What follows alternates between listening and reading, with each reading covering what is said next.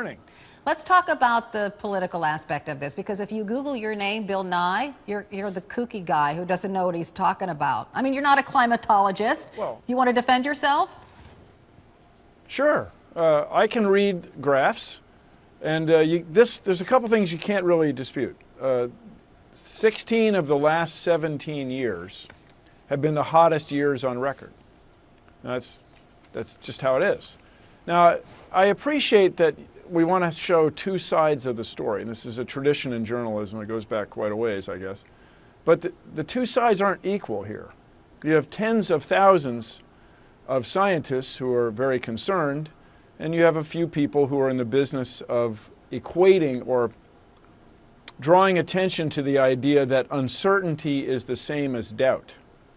When you have a plus or minus percentage, that's not the same as not believing the whole thing at all.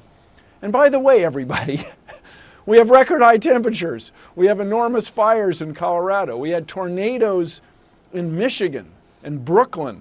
We had a 30-degree temperature drop in Maryland and Virginia this weekend, in just in a half hour. Well, let me ask you this, because out west there are experts who say part of the problem with these wildfires is that it's mismanagement of our forests. There hasn't been forests cleared of brush, for example, and that's why these wildfires have really spread so quickly.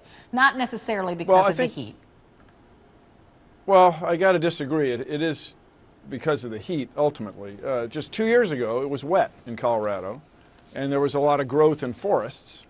And then you could say, well, this responsibly should have cleared that growth. It's a difficult thing. So then 2 years later, when it's especially dry and the forest floor gets especially dry, and then there's a lightning strike, the fire is that much more intense than it would have been.